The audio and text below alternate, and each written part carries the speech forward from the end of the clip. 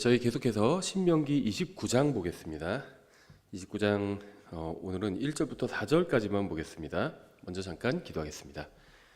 하나님 아버지, 주님께서 주신 말씀으로 인해 감사드립니다. 저희가 주님께서 저희들에게 이 말씀을 통해서 보여주신 이 진리를 따라 살고자 합니다. 저희들에게 깨달음을 주시고 또 주님께서 주시는 능력으로 저희가 살 수 있게 도와주시기 원합니다. 예수님의 이름으로 기도드렸습니다. 아멘. 많은 사람이 이 문맥과 상관없는 성경 해석을 합니다. 문맥을 벗어난 해석은 결국 이단 교리를 낳게 됩니다. 성경에 의하면 하나님께서는 누군가의 마음을 완악하게 하시거나 귀를 막으시거나 또 영적인 눈을 가리시거나 그 사람이 진리를 받아들이지 못하게 하시는 경우가 있어요. 그렇죠? 근데 이제 문맥을 살피지 않고 이런 본문을 대하는 사람들은 하나님께서 공정하지 않은 분이라고 비난하기도 합니다. 왜 하나님께서 누군가의 눈을 막으시고 귀를 막으시고 마음을 완악하게 하시는가? 그건 좀 그 사람 입장에서 너무 억울한 게 아니냐? 이런 얘기를 하면서 하나님을 비난하는 사람들도 있습니다. 하지만 문맥을 살펴보고 관련 구절을 찾아보면 하나님께서 왜 그렇게 일을 하시는지 어렵지 않게 알 수 있습니다. 그러니까는 이렇게 하나님을 비난한다고 하면 좀 뭐하지만 칼빈주의자들 중에서 하나님을 비난하도록 단초를 제공하는 사람들이 있고요. 또 실제로 그들의 영향으로 인해서 세상에서 하나님을 거부하는 사람들 중에선 하나님을 비난하는 사람들이 있어요. 그러니까 칼빈주의자들은 예정론을 믿죠. 예정론은 항상 이중 예정입니다. 이중 예정은 뭐냐면 하나님께서 구원받을 사람들도 정해 놓으시고 지옥에 갈 사람들도 정해 놓으셨다는 거예요. 이게 이중 예정입니다. 모든 칼빈주의자들, 모든 장로교의 공식 교리는 다 이 이중 예정이에요. 그건 뭐냐면 구원받을 사람들은 하나님의 말씀을 받아들이게 하나님께서 그렇게 해놓으셨다는 것이고 지옥에 갈 사람들은 하나님의 말씀을 거부하게 그렇게 해놓으셨다는 겁니다. 이렇다 보니까 이제 이런 것들을 파악하고 또 들은 사람들이 믿지 않는 사람들 중에서는 이런 얘기를 들은 사람들이 하나님을 비난하는 겁니다. 아니 하나님께서 사람을 만들어 놓으시고 누구는 지옥에 가게 예정해 놓으셨다면 그래서 그 사람이 진리를 들어도 보지 못하고 듣지 못하고 알 수 없게 만드시고 또 마음도 완전히 완악하게 만드셨다면 그거는 하나님이 공정하지 않은 하나님이 아니냐, 나쁜 하나님 아니냐 이런 얘기를 하는 겁니다. 하지만 문맥을 살펴보고 이 관련 구절들을 찾아보면 하나님께서 왜 그렇게 하셨는지 어렵지 않게 알 수 있어요. 근데 문맥을 보지 않고 그냥 어떤 구절만 딱 떼어넣어서 하나님께서 누군가의 귀를 막으셨다, 눈을 멀게 하셨다, 마음을 완악하게 하셨다 이런 말씀 분명히 성경에 있습니다. 근데 그런 말씀만 딱 떼어놓고 가져와서 교리를 만들어버리면 이단 교리가 되고요. 불의한 하나님을 만들게 되는 겁니다. 근데 문맥, 앞뒤 좌우 문맥을 보면 하나님께서 그렇게 행하신 이유가 나온다는 겁니다. 하나님은 나쁜 하나님이 아닙니다. 하나님은 신실하신 분입니다. 성경을 제대로 찾아보지 않고 원인을 보지 않고 결과만 보고 성급하게 결론을 내린 사람들이 나쁘고 어리석은 자들일 뿐입니다. 오늘 저희가 이 신명기 말씀을 통해서 한번 이런 부분을 좀 살펴보려고 하는데요. 신명기 이제 29장 1절부터 4절 이렇게 되어 있습니다. 주께서 호렙에서 이스라엘 자손과 맺으신 언약 외에 그분께서 모세에게 명령하사 모압 땅에서 그들과 맺으신 언약의 말씀들이 이러하니라. 모세가 온 이스라엘을 불러 그들에게 이르되 주께서 이집트 땅에서 너희 눈앞에서 파라오와 그의 모든 신하들과 그의 온 땅에게 행하신 모든 것을 너희가 보았나니 곧 내 눈이 본 큰 시험들과 표적들과 그 큰 기적들이니라. 봤다고 말씀하고 있어요. 그렇죠? 그러나 깨닫는 마음과 보는 눈과 듣는 귀는 이날까지 주께서 너희에게 주지 아니하셨느니라. 이건 굉장히 의미심장한 말씀입니다. 좀 이상하게 보이는 말씀이기도 하고요. 이스라엘 자손이 보았지만 보지 못했고 들었으나 듣지 못했다고 말씀하고 있어요. 그들은 무엇인가를 목격했고 경험했지만 그것이 무엇을 의미하는지는 이해하지 못했던 겁니다. 그들은 주님께서 행하시는 기적과 표적은 보았지만 그 기적과 표적을 행하시는 하나님은 보지 못했던 겁니다. 그들은 주님께서 행하시는 놀라운 일들은 보았지만 그 일들이 보여주는 주님의 영광은 보지 못했던 겁니다. 시편 119편 33절에는 이렇게 되어 있어요. 아주 중요한 말씀이 나오는데요. 이제 이 이스라엘 백성이 무엇인가를 봤지만 보지 못하고 들었지만 듣지 못한 원인이 무엇인지 설명해 주는 아주 중요한 말씀입니다. 시편에 나온, 구약에 나온 말씀이지만 신약 성도들에게도 정확하게 해당되는 말씀이에요. 시편 119편 33절과 34절. 오 주여, 주의 법규들의 길을 내게 가르치소서. 내가 끝까지 그 길을 지키리이다. 내게 깨달음을 주소서.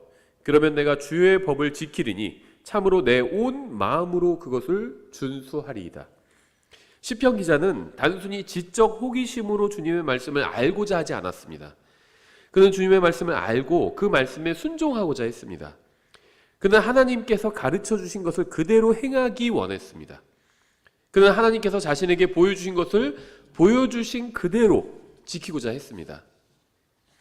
이것이 바로 하나님께서 찾으시는 마음입니다. 하나님께서는 진리를 행하기 원하는 사람에게 진리를 보여주십니다. 우리가 주님께 무엇인가를 구할 때 주님께서 우리가 어떤 마음으로 구하는지 다 알고 계십니다. 주님께서는 우리가 이기적인 동기로 구하는 것은 주지 않으실 겁니다. 오직 순종하려는 마음으로 구할 때만 진리를 알려주실 것입니다. 하나님은 우리의 마음을 아십니다. 우리가 무엇을 어떤 동기로 구하는지도 모두 아십니다. 하나님은 우리가 어떤 목적으로 성경을 읽고 연구하는지도 아십니다. 우리가 어떤 동기로 교회에 오는지도 아십니다. 여러분은 진리를 알기 원하시나요? 의롭게 살기를 원하시나요? 주님의 의로운 길로 걷기를 원하시나요? 그러니까 내가 배우고 알게 된 이 말씀을 통해서 내가 무엇을 하려고 하는가, 이걸 보신다는 겁니다. 잠언 1장 1절에 이렇게 되어 있어요. 잠언 1장 1절부터 6절에 다윗의 아들 이스라엘 왕 솔로몬의 잠언이라.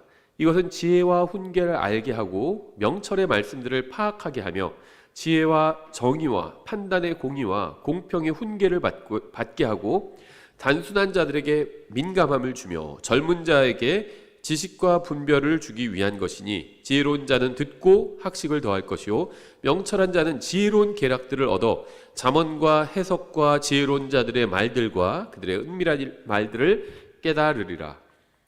하나님께서는 우리가 무엇을 보고 알게 하기 위해, 그러니까 우리가 무엇인가를 보고 또 무엇인가를 알게 하기 위해서 성경을 주셨죠.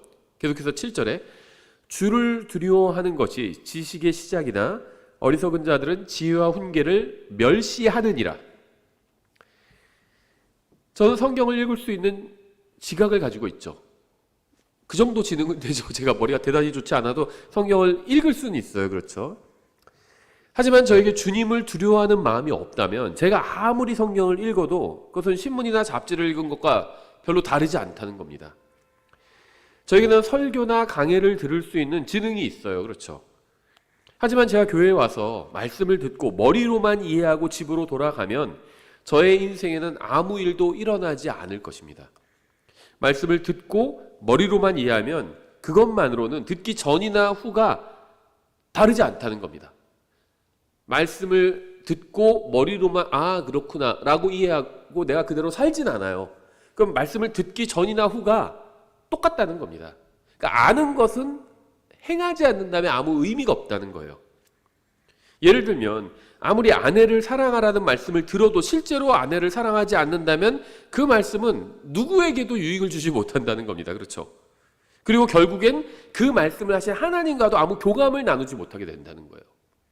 하나님과 실제적으로 교감을 나누고 교제를 나누게 되는 것은 주님께서 주신 말씀을 이해했을 때가 아니라 이해하고 행했을 때입니다. 주님께서 이렇게 하라고 하셨는데 내가 그렇게 하니까 정말 이런 일이 일어났군요. 내가 이렇게 변화가 됐군요. 내 주위 사람들에게 내가 이렇게 선을 베풀 수 있게 되었군요. 이렇게 알게 되어야 하나님과 실제적인 교제가 일어나게 되는 겁니다. 말씀을 들은 사람이 하나님께서 하신 말씀에 순종하지 않는다면 순종하지 않는 그 말씀뿐 아니라 말씀하신 하나님과도 실제적인 의미에서는 말씀을 들은 사람이 아무 관계가 없게 된다는 겁니다. 주님께서 나에게 무슨 말씀하셨는데 내가 말씀을 머리로는 이해했지만 그 말씀을 따라 살지 않아요.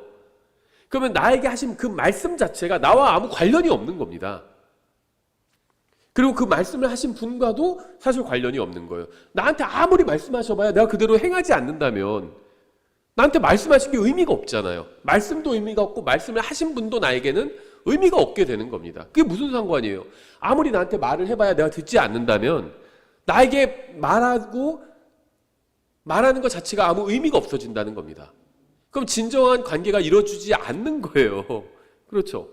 여러분이 누군가에게 막 열심히 말하는데 그 사람이 듣지도 않아요. 근데 내가 말하는 거 알겠으니까 알기는 알겠었는데 그대로 행하지 않아요.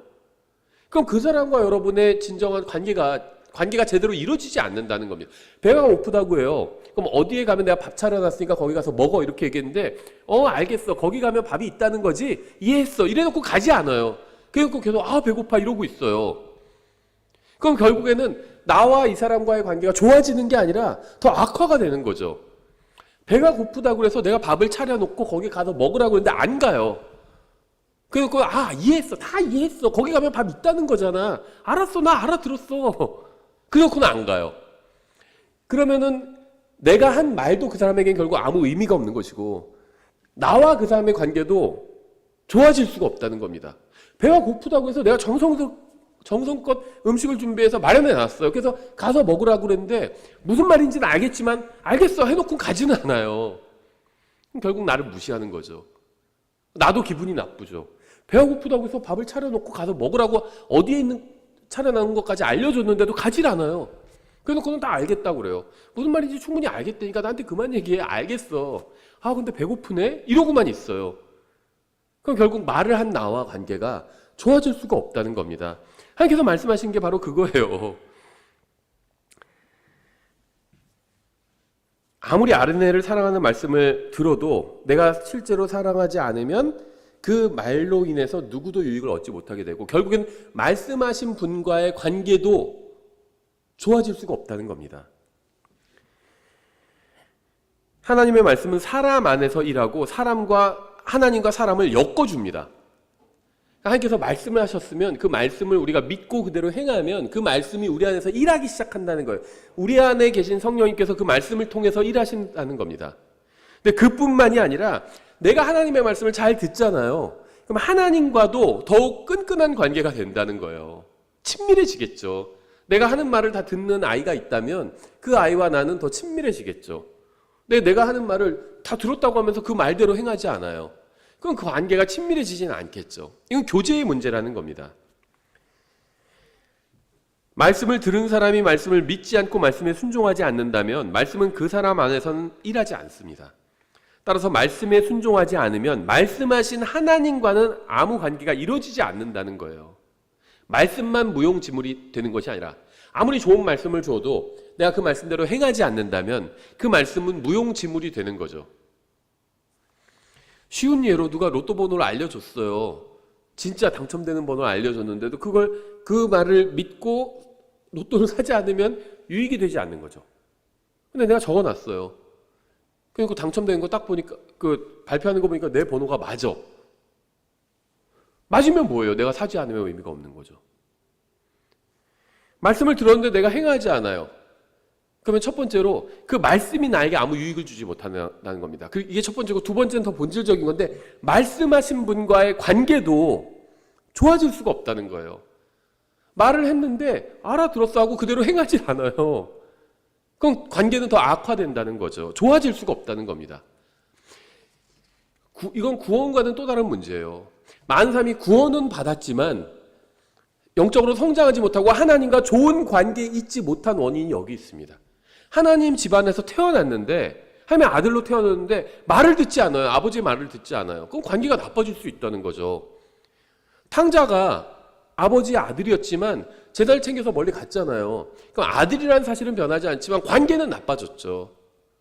아버지의 마음 변하지 않았습니다. 근데 아들에게 원인이 있는 거죠. 자기가 떠나간 거죠.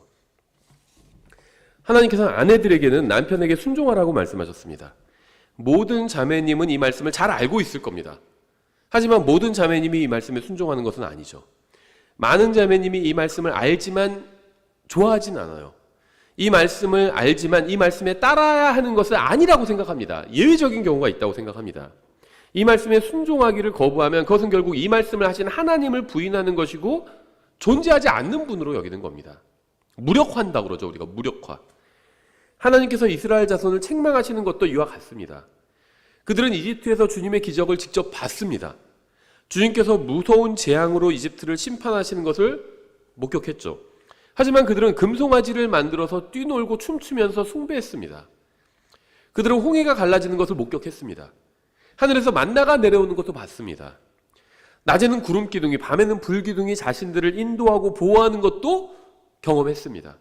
하지만 하나님이 아닌 우상을 선택했어요. 실제적으로는 장막에 돌아가서는 우상 숭배를 했다는 겁니다. 어떻게 알 수 있느냐? 그래서 여호수아가 가나안에 들어가기 전에 각자 다 우상들 버리라고 얘기하고 있잖아요. 나와 우리 집은 하나님을 선택하겠다 그랬잖아요. 이스라엘 백성이요, 출애굽 과정 광야를 돌면서 하나님의 기적을 목격했지만, 체험했지만, 다 나와서 주님께서 말씀 주실 때는 우리가 그렇게 하겠나이다, 아멘, 그래 놓고는 장막에 돌아가면 우상이 있었다는 겁니다. 마치 우리가 교회에 와서는 설교를 들어요. 우리 교회 좋은 교회라고, 목사님 말씀 잘 전한다고 그러고 아멘 아멘 하고 즐겁게 듣는데 집에 돌아가서 그냥 자기 생각대로 사는 겁니다. 사람들은 주님께서 원하시는 것이 무엇인지 알고 있습니다. 교회 다니는 사람 치고 성경대로 말씀대로 살아야 한다는 것을 모르는 사람 누가 있어요? 다 압니다. 근데 그럼 말씀대로 살고 계세요? 하면 그거는 에이, 그런 얘기가 나온다는 거예요. 그러니까 문제는 정보의 부재가 아닙니다. 우리는 이미 충분한 정보를 가지고 있어요. 하나님의 뜻이 무엇인지에 관해서 충분한 정보를 가지고 있습니다. 문제는 말씀하시는 하나님이 교회에만 거하신다고 생각한다는 겁니다. 주일에 목사가 설교할 때 하나님께서 말씀하시지만 집에까지는 따라오지 않으신다고 생각하는 겁니다. 주님께서 교회에서 말씀하실 때만 잘 들으면 되지 집에서 말씀한 대로 살 필요는 없다, 이렇게 생각하는 겁니다. 우리는 이것을 실제적인 무신론이다, 이렇게 부를 수 있어요. 하나님은 존재하시고 온 세상을 창조하셨다는 사실에 머리로 동의하고 입으로만 그렇게 말하는 것은 무신론의 또 다른 변종일 뿐입니다. 아무리 많은 정보를 가지고 있어도 그 정보에 따라 행하지 않는다면 그 정보는 아무 유익을 주지 못해요. 그렇죠? 권력을 쥔 자들이 자기들끼리 정보를 교환하잖아요. 그래서 어디 무슨 개발을 하고 땅값이 오르다 그럼 자기들을 막 뒤로 차명으로 사고 막 자기 친척들한테 사라고 그러고 다 그러잖아요. 근데 아무리 정보를 가지고 있어도 그걸 써먹지 않으면 유익을 얻을 수는 없는 거죠. 이득을 볼 수는 없겠죠.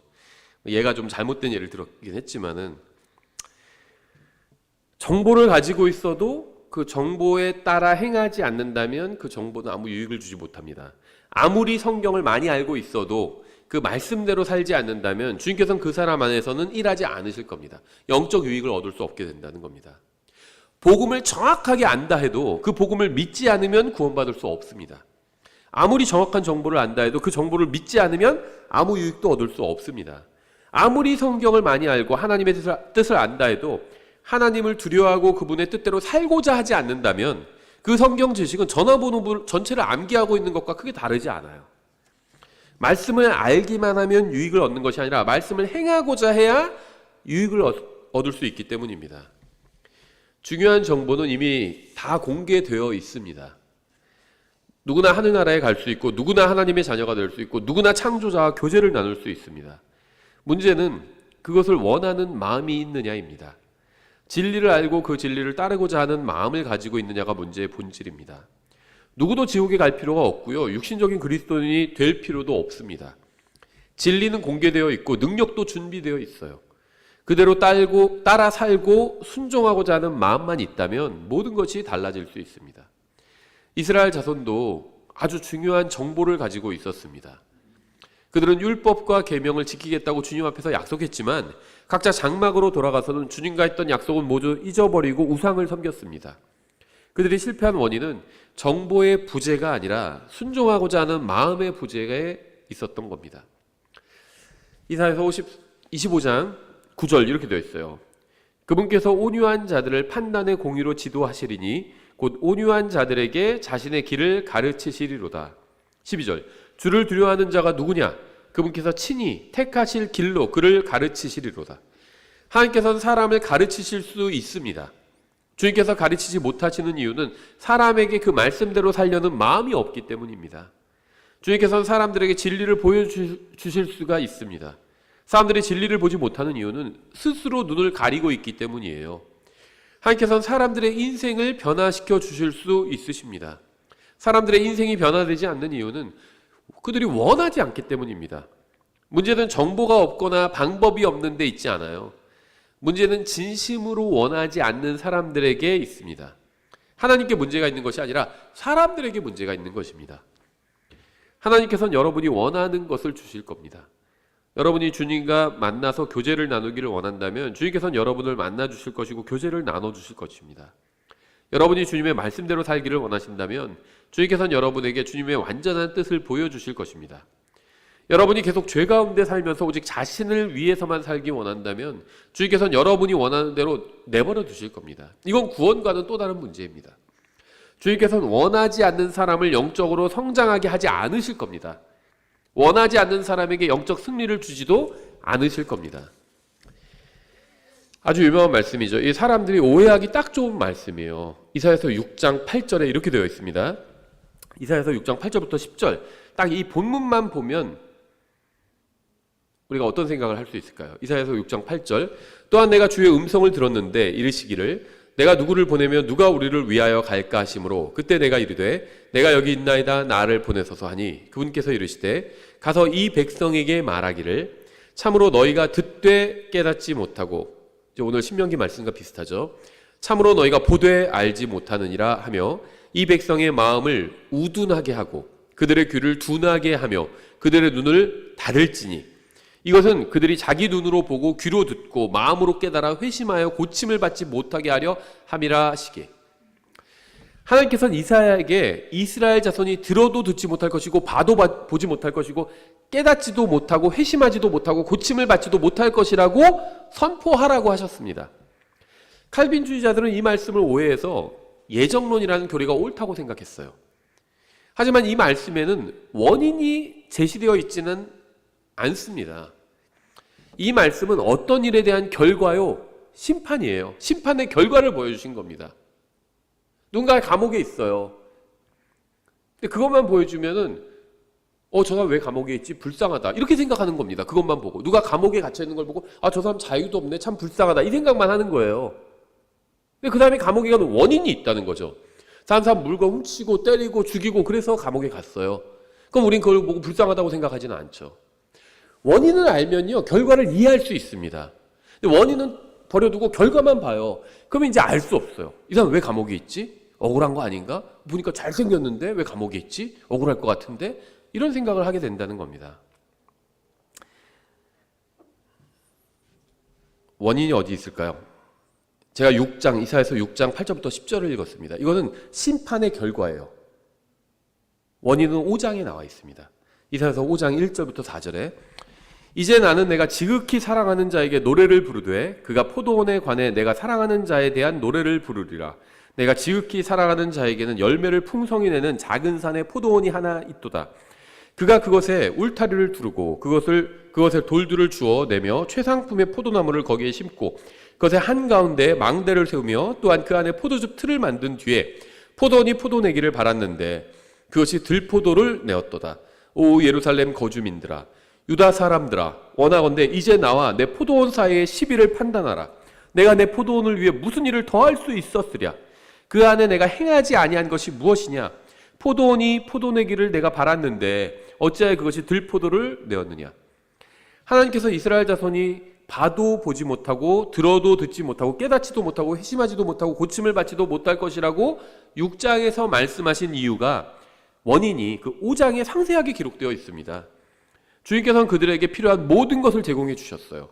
하지만 그들은 주님의 호의를 무시하고 거부했습니다.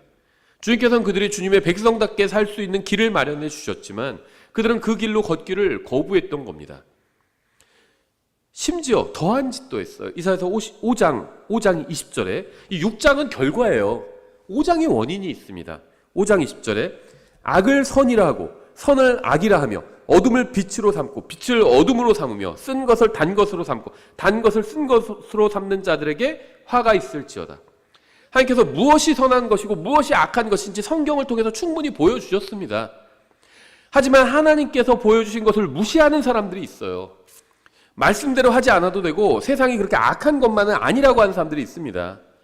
주님께서 주신 명령은 무시하고 세상을 위해서 살아야 한다고 주장하는 자들이 있어요. 그러니까 욕먹는 겁니다, 교회가. 교회가 무엇을 했을 때 오히려 세상으로부터 인정받았는지 아세요? 세상으로부터 간증을 갖게 됐는지 아세요? 사도행전에 잘 나와 있어요. 사도행전에 나온 교회는요, 좌우로 치우치지 않았습니다. 어떤 정치적인 이슈에도 휩쓸리지 않았어요. 그때는 뭐 정치적으로 평안했는 줄 아세요? 사도행전 시대에. 네로, 역사상 정말 가장 사악한 독재자라고 평가하는 그 네로가 통치하던 시대예요. 나라는 완전히 속된 말로 아작나 있어요. 외국에 지금 노예 생활을 하고 있잖아요. 식민지 생활을 하고 있잖아요. 사도행전 어디에, 아니면 서신서 어디에 무슨 거기에 대한 한탄이나 무슨 우리가 정치를 개혁하고 우리 독립을 이뤄내야 된다 뭐 이런 말이 있나요? 없습니다. 사도 바울이 언제 무슨 뭐 정치 개혁 같은 거 얘기했나요? 네로가 이렇게 통치하고 있지만 우리가 지금 자치는 허용받았죠, 어느 정도. 그렇지만 사형에 대한 권한은 없었죠. 그래서 이스라엘의 종교 지도자들이 자치를 했지만 사람을 벌할 수 있었지만 사형에 처할 수는 없었잖아요. 그래서 예수님을 죽이려고 할 때는 허락을 받아야 됐잖아요. 어느 정도 자치 권력은 갖고 있었어요. 근데 사도 바울이 언제 그런 거 개혁하자고 했나요? 정치 개혁하자고 했나요? 사도행전 보시면요, 교회가 사람들에게 인정받은 유일한 것은 하나님의 말씀대로 살고 복음을 전한 것이었습니다. 교회가 교회의 일에 충실했을 때 세상이 인정했어요. 아, 저 사람들은 말씀대로 살려고 하는구나. 자기들이 믿는 대로 살려고 하는구나. 자기들이 믿는 게 진리라고 생각하니까 그걸 우리한테 전하기 위해서 최선을 다하는구나. 이렇게 생각했습니다. 지금 교회가 왜 간증을 잃었는지 아세요? 쓸데없는 데 가서 자꾸 줄 서고 있는 겁니다. 무슨 뭐 여든 야든 정치에 개입해서 교회 이름으로 개입해서 이래라 저래라 하고 있는 거예요. 하나님께서 우리에게 그런 거 시키신 적이 없습니다. 복음을 전하라고 하셨죠. 때와 시기, 뭐 왕국을 세우고 그런 거 물어봤을 때도 뭐라고 하셨죠? 그건 너희가 알 바가 아니오 그러셨잖아요. 그리고 너희는 나의 증인이 되라고 말씀하셨잖아요. 근데 그걸 안 하니까 세상에서도 욕먹고 있는 겁니다. 주님께서도 책망받고요, 간증을 잃어버리고 세상에서도 욕먹고 있는 거예요. 교회라고 하더니 뭐 우리랑 별로 다르지 않네. 악을 선하다고 선을 악하다 하고, 주님께서 시키신 일을 시키지 않았다 그러고 안 시키신 일을 시켰다 그러고, 교회가 거짓말하고 있는 겁니다. 그러니까 교회가 욕먹는 거예요. 지금 대한민국에서 교회는요, 욕먹는 단체예요. 목사도 욕먹어요. 어디서 목사라고 하면요, 아 훌륭하십니다 이렇게 얘기 안 합니다. 나쁜 놈이라고 생각하는 사람들이 훨씬 더 많아요. 왜 그렇게 되었을까요? 간증을 잃었기 때문입니다. 해야 될 일을 하지 않기 때문이에요. 복음을 전하라고 하는데 복음을 전하지 않죠. 말씀대로 살라고 하는데 말씀대로 살지 않으니까 욕먹는 겁니다. 그거 하라고 주신 적이 없는 명령을 수행하려고 막 여기저기 뛰어다니고 무슨 뭐 대선이 어쩌고 저쩌고 이러고 다니는 겁니다. 목사들이 공개적으로. 자기네 집에서야 그런 얘기 하는 거 상관없겠죠. 근데 교회 강단에서 그런 얘기를 하는 순간 세상에선 간증을 잃은 겁니다.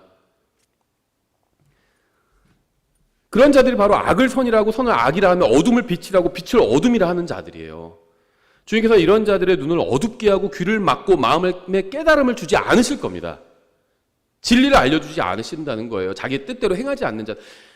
언제 쓸데없는 그런 세상에 관여해서 세상과 야합해서 무슨 세상적인 짓을 하라고 말씀하신 적이 없잖아요.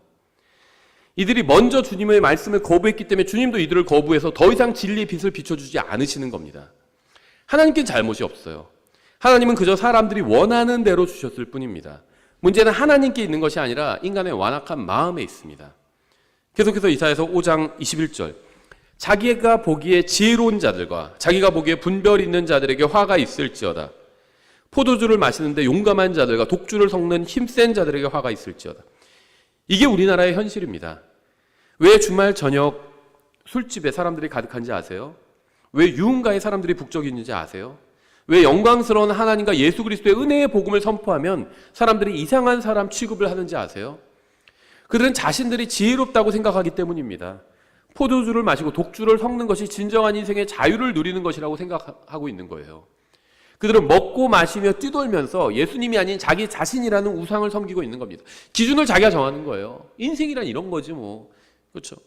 독주도 마시고 그냥 포도주도 섞고 그게 인생이지 뭐. 내가 이렇게 한다는데 누가 뭐라고 그래. 자기 자신이 기준이 된 겁니다. 사람들이 지옥에 가는 데에는 하나님의 책임이나 잘못이 전혀 없습니다. 주님께서는 사람들에게 전도지와 전도책자, 교회와 말씀과 설교자와 목사, 전도자들을 주셨어요. 사람들이 진리에 관해 눈이 먼 것은 하나님의 잘못이 아닙니다. 사람들이 진리를 보기 싫어하니까 눈이 멀게 만드신 겁니다. 진리를 듣기 싫어하니까 귀를 막아주신 거예요. 사람들이 하나님을 사랑하기를 거부하자 그들의 마음은 완악하게 만드신 겁니다.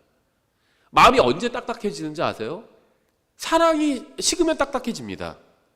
내가 누군가를 사랑하다 그 사람 사랑하지 않으면 그 사람을 향해서 딱딱해지는 거죠. 모든 사랑의 근원은 하나님이에요. 근데 하나님을 거부하면 사람들의 마음이 딱딱해지는 겁니다. 완악해지는 거예요. 하나님을 탓하지 말고 진리를 거부한 자기 자신을 탓해야 합니다.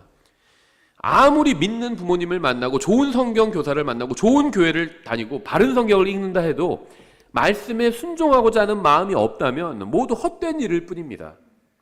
하나님의 말씀대로 살고자 하는 마음이 변화의 출발점이에요. 말씀대로 살고자 하는 마음, 거기가 이제 시작점이라는 겁니다. 바른 성경을 알게 되고 바른 성경 구매한 게 시작점이 아니라 말씀대로 살고자 하는 마음이 변화의 출발점이라는 겁니다. 진리를 모으는 것만으로는 큰 의미가 없어요. 진리를 사모하여 진리대로 살고자 하지 않는다면 손 안에 있는 진리는 손가락 사이로 다 빠져나가 버릴 것입니다. 모래와 같아요.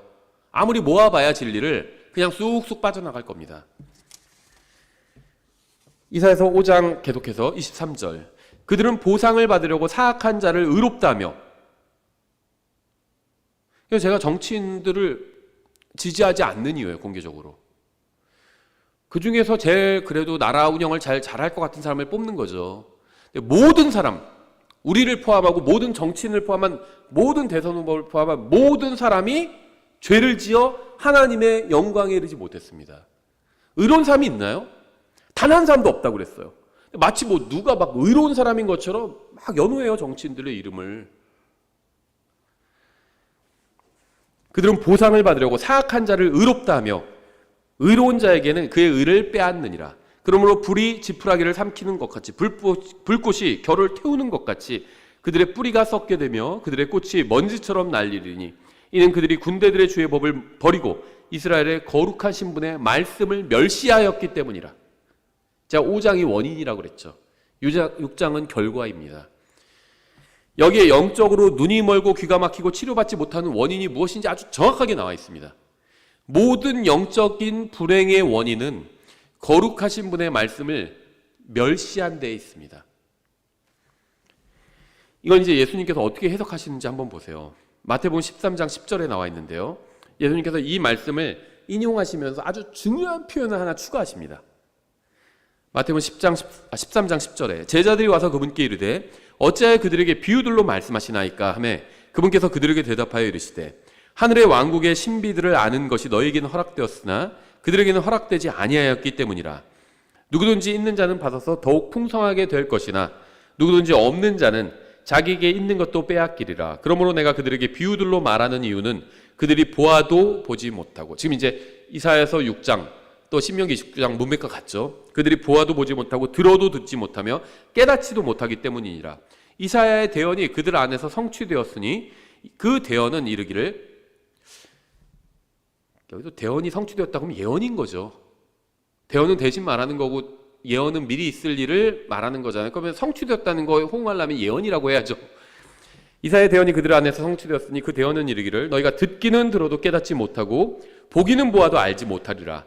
이 백성의 마음은 무디어졌고 그들의 귀는 듣기에 둔하며 그들은 자기 눈을 감았나니 이것은 언제라도 그들이 자기 눈으로 보고 귀로 듣고 마음으로 깨달아 회심하여 내게 고침을 받지 못하게 하려 함이라 하느니라.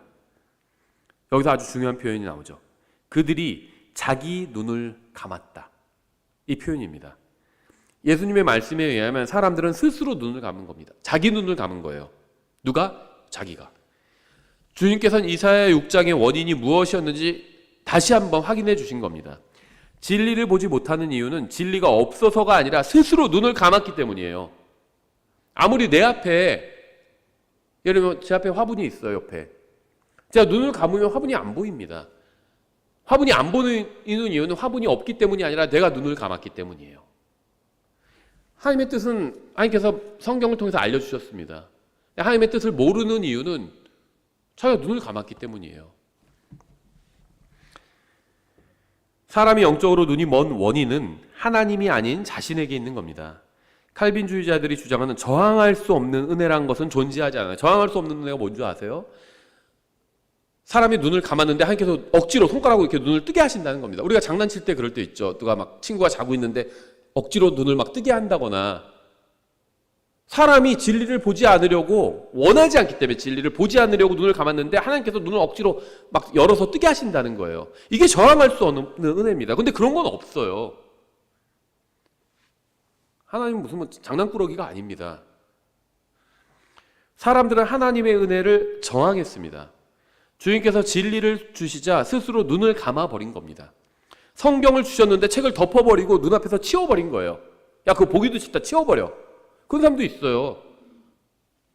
아내만 교회에 다니고 남편은 막 거부하는데요, 성경 갖고 오면 막 찢어버리고 버리는 남편도 있습니다. 그 반대도 있고요. 그래서 진리를 알지 못하는 겁니다. 에베소서 4장 17절에 그러므로 내가 이것을 말하며 주 안에서 증언하노니 즉 이제부터 너희는 다른 이방인들이 그들의 헛된 생각 속에서 걷는 것 같이 걷지 말라. 그들은 지각이 어두워졌고 그들 속에는 있는 무지와 그들의 마음이 눈먼 것으로 인해 하나님의 생명에서 떨어져 있도다. 그들이 감각을 잃어 자기를 세욕에 내주며 탐욕을 내어 모든 부정한 것을 행하였으나 사람들의 지각이 어두워지고 마음의 눈이 먼 원인은 자기를 세욕과 탐욕에 내어주었기 때문입니다. 하나님께서는 제가 성경을 통해서 진리를 보고 읽고 선포하고 가르칠 수 있게 해주셨어요. 이것이 제가 진리를 아는 이유입니다. 하나님께서 저에게 진리를 주셨고 저는 그 진리를 간절하게 원했습니다. 눈을 감지 않았어요. 여러분도 마찬가지일 겁니다. 여러분이 지금 진리를 보고 있다면 그 원인은 하나님께서 먼저 여러분에게 진리를 주셨고 여러분이 눈을 감지 않았기 때문입니다. 아무리 하나님께서 진리를 주셔도 눈을 감아버리면 진리를 볼 수 없어요. 제가 죄와 세상과 헛된 것들을 원한다면 주님께서는 저에게 진리를 주지 않으실 겁니다. 주셔도 제가 보지 못할 거예요. 눈 감아버리면. 주님께서는 탐욕의 자신을 내어준 자는 무지와 눈먼 상태에 있게 하실 겁니다. 고린도서 4장 3절 만일 우리의 복음이 가려졌다면 그것은 잃어버린 자들에게 가려졌느니라. 그들 속에서 이 세상의 신이 믿지 않는 자들의 마음을 어둡게 하여 하나님의 형상이신 그리스도의 영광스러운 복음의 빛이 그들에게 비치지 못하게 하였느니라. 사람들의 마음이 어두워진 이유는 하나님의 말씀을 믿지 않기 때문입니다. 말씀을 믿지 않는 것이 원인이고 마음이 어두워진 것이 결과입니다. 요한복음 3장 18절 그를 믿는 자는 정죄를 받지 아니하나 믿지 아니하는 자는 하나님의 독생자의 이름을 믿지 아니하였으므로 이미 정죄를 받았느니라. 정죄의 근거는 이것이니 곧 빛이 세상에 왔으나 사람들이 자기 행위들이 악함으로 빛보다 오히려 어둠을 사랑한 것이니라. 빛으로 나오지 않는 이유는 빛을 원하지 않기 때문입니다. 그리고 빛으로 나오지 않으면 계속 어둠 속에 있게 되죠. 따라서 사람이 어둠 속에 거하는 원인은 하나님께 있지 않아요. 빛이 있어요, 빛이. 그래서 빛으로 나오면 됩니다. 사람이 어둠 속에 있는 이유는 그가 빛으로 나오기를 거부하기 때문입니다. 예수님은 십자가 위에서 모든 사람의 죄값을 다 갚아주셨습니다. 그래서 원하는 모든 사람이 구원받을 수 있게 된 것입니다. 누군가 구원받지 못했다면 그것은 하나님 때문이 아니라 그 자신 때문입니다. 십자가 위에서 피를 흘리고 죽으신 예수님이 나쁜 것이 아니라 그분을 모욕하고 거부한 사람들이 나쁜 거죠. 하나님은 성경을 통해 우리에게 진리를 주셨습니다. 진리를 알고 싶으신가요? 그러면 주님께서 가르쳐 주신 말씀대로 행하겠다는 마음을 가져야 합니다. 하나님께서는 여러분의 마음을 아십니다. 주님께서는 여러분이 진심으로 원하는 것을 여러분에게 주실 겁니다. 그래서 진리를 아는 방법은 주님께서 주신 진리를 내가 그대로 행하겠다는 마음을 갖는 겁니다. 이제 거기서부터 하나님께서 일하기 시작하시는 겁니다. 예, 우리가 신명기 29장의 이 저주의 말씀, 왜 이런 저주가 임하게 되는지 그 원인을 오늘 한번 찾아봤습니다. 오늘 여기까지 보겠습니다.